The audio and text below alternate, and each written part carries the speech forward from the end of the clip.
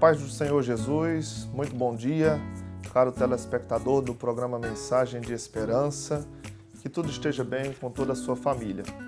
Nestes 3 meses temos estudado sobre valores cristãos, enfrentando as questões morais do nosso tempo, e hoje a nossa 4ª lição irá tratar sobre ética cristã e aborto.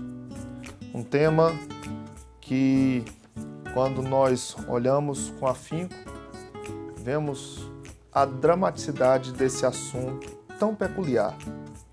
A dignidade humana e o direito à vida são princípios fundamentais da nossa fé cristã. Por isso a lição ela vai tratar o conceito do aborto, o embrião e o feto como seres humanos, os tipos de aborto e suas implicações éticas. O conceito de aborto ele vem de privação do nascimento. Ab, privação, e ortos, nascimento. Então nós temos que o aborto é a interrupção, o parar, o nascimento por meio da morte, ou do embrião ou do feto. Essa interrupção ela pode ser involuntária ou provocada. Nos nossos tempos contemporâneos, temos pessoas que têm se levantado como defensores dos direitos da humanidade, como defensores da mulher, e têm provocado o aborto, tem feito com que o discurso sobre o aborto venha a ser alavancado a ponto de ser uma boa opção, uma boa alternativa para as mulheres. E dizem até que elas são detentoras do seu próprio corpo, por isso elas poderiam ter o direito a praticar o aborto de maneira exacerbada e deliberada, ao modo como quisesse. No nosso país, no nosso Brasil, existe a permissão para o aborto em 3 casos específicos. Quando ocorre risco para a mulher, quando ocorre o caso do estupro e quando a criança já é diagnosticada com anencefalia.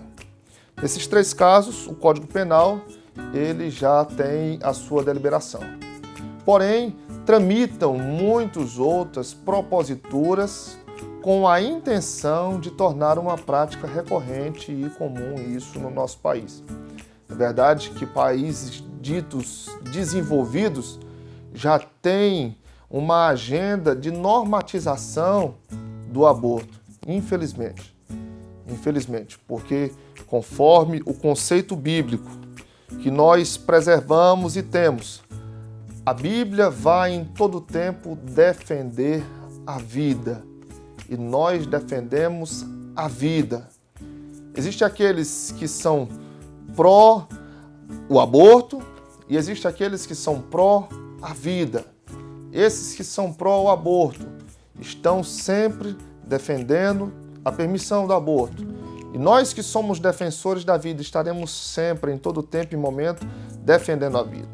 Desde a Didaquê, no tempo dos apóstolos, já estava a prerrogativa de não matarás o embrião por aborto e não farás perecer o recém-nascido. Desde a época dos apóstolos já havia essa prerrogativa. E em 1 Samuel 2:6, a Bíblia já nos diz: o Senhor é o que tira a vida e Ele é quem dá. Então, não pode a mulher ou o homem que assim incite deliberadamente provocar o aborto. Até porque a vida ela não se dá início a partir de quando a criança vem à luz ao mundo, mas a vida ela se dá início desde a concepção.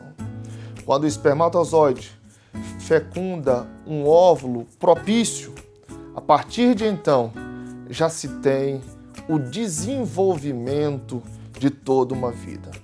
Tanto que a palavra do Senhor diz em Jeremias 1:5 que antes que nós fôssemos formados no ventre da mãe, já havia um conhecimento da parte de Deus para conosco.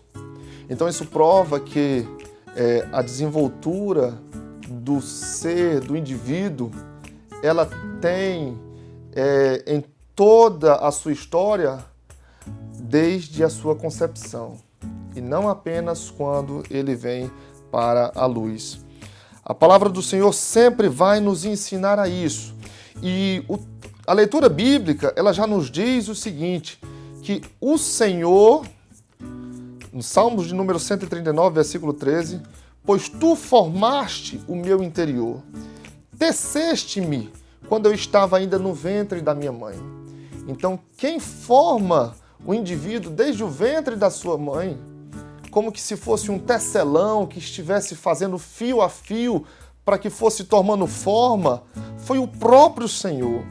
Perceba a dimensão da vida, a grandeza da vida. Por isso que ele entende no versículo 14 de Salmos 139 que ele irá louvar, porque de um modo assombroso, de um modo estranho, porém tão maravilhoso, nós fomos formados. A palavra do Senhor, ela é sempre defensora da vida. Ela é sempre defensora da vida. Embora nós temos no Brasil a principal agenda e discurso do movimento feminista é que o aborto deve ser uma prerrogativa. E muitos justificados até em função de causas que podem parecer nobres, porque seriam defender o direito da mulher. Porém, quando a mulher está grávida, quem é o agente ativo da gravidez é a criança, é o feto, e não a mulher.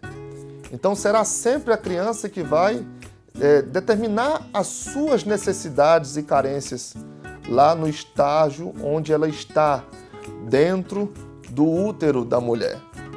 E ali sempre, ao passo a passo do desenvolvimento daquele ser, a criança sempre vai dar sinais das suas necessidades. E são indivíduos distintos.